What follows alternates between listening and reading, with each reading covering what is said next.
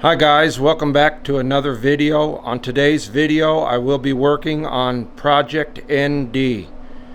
In this video I will be changing out the plugs for the same plugs that go in a Nissan GT-R 35, as my tuner Justin with Sause Tuning recommends the one-step colder plug from the GT-R, as he has given me more updates to my tune and we've done more data logging, and he now recommends this colder plug.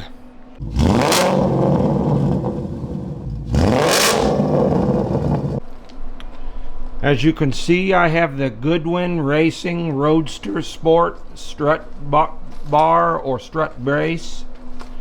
To get to all of the plugs, I will have to remove it or loosen it. I think I'm going to have to just totally remove it. Looks like the middle plug, the third one back, I will not be able to get to because the brace is in the way. Other than that, you'll remove the bolts on the top of these. I recommend doing one at a time. As you can see, I've already done one, so I can see what the steps are, the process is here. And you will need a 8mm to remove the bolts for the coil packs, and a 14mm spark plug socket. Okay guys, this is the plug I'm going with for the one-step colder for the ND2 Miata. I'm going to show you the differences in the plugs. The one main difference I noticed is the conductor that comes out the center. Not sure if you can see this or if it will even focus, but the conductor that comes out the center, the little nipple, there's a nipple on top too now. In this plug there was no nipple on top,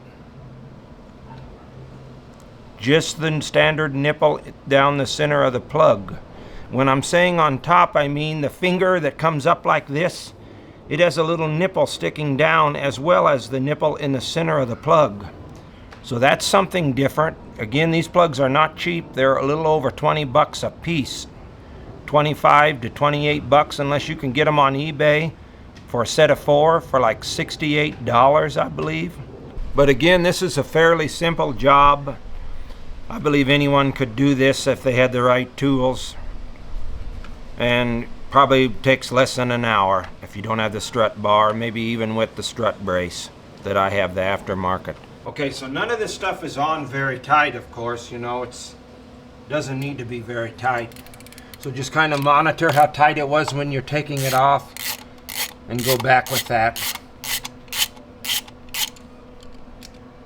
You'll need a super long extension to get down into the spark plug.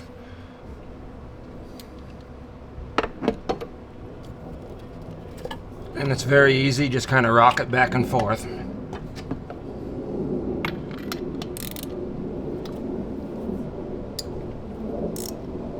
And again, you can see that wasn't very tight.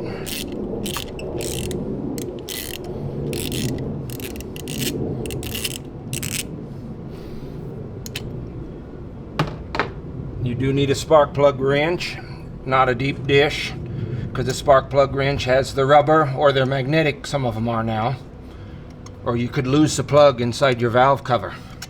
That would be a nightmare.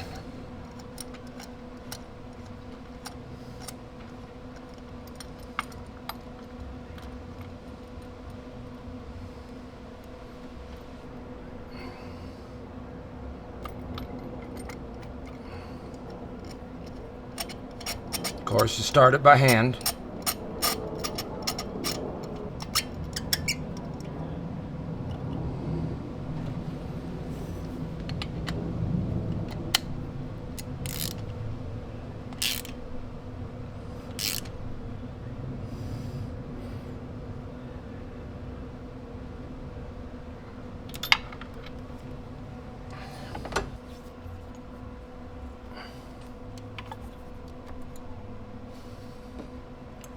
I think I'll leave the bolts out and tighten them down when it's finalized as a final step. Probably could have tightened them down now, but this way I don't get stupid and forgetful. I'm barbecuing at the same time and not remember which ones. I guess you'd have to be stupid to forget, but we're going to leave it that way. Okay, so 315 millimeters for here, and 213s for here, of course. We'll get the bar off.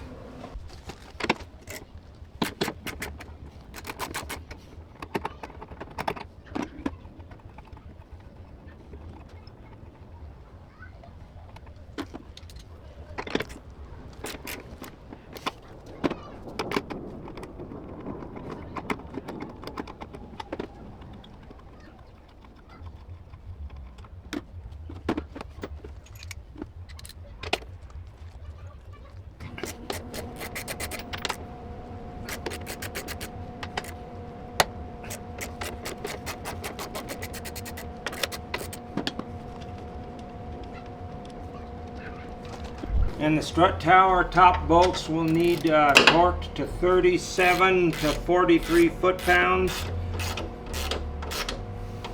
Just starting them now. We'll come back with my torque wrench.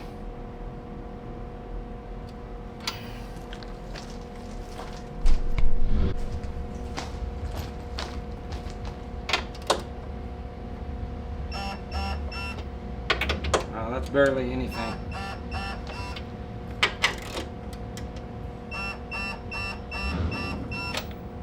I guess I gave it just a little more. That's barely anything, man. Can't believe that's enough.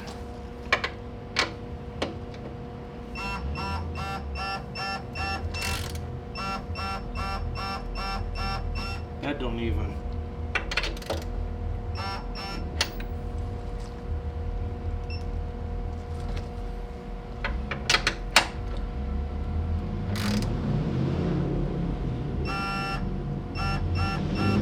That feels right. I think I didn't have the wrench on right.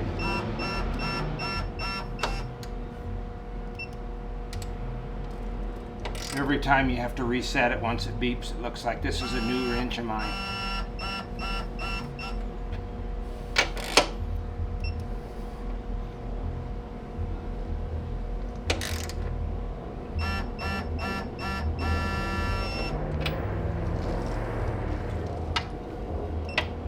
Every time you have to push the reset button.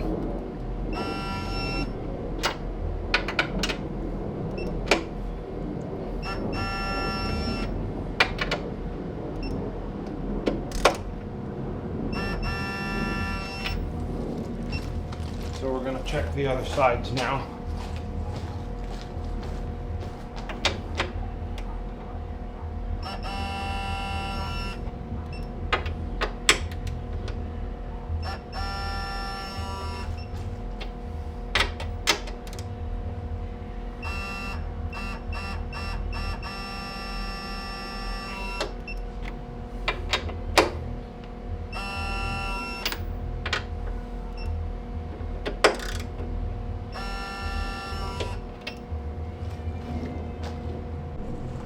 Now these top bolts up here, I think they're like 25 foot-pounds. You don't want to give them much. They'll break off because they're just welded onto this little tab here. So you can kind of tell where you're at. Now let's fire her up with the new plugs.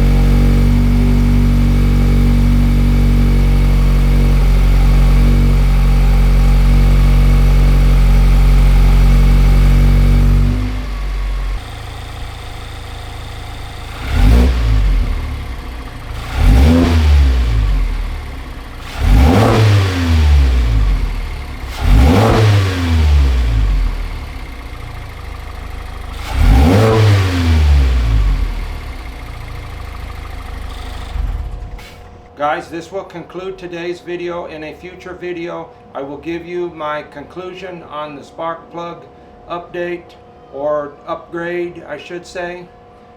Please like and subscribe. Have a great week.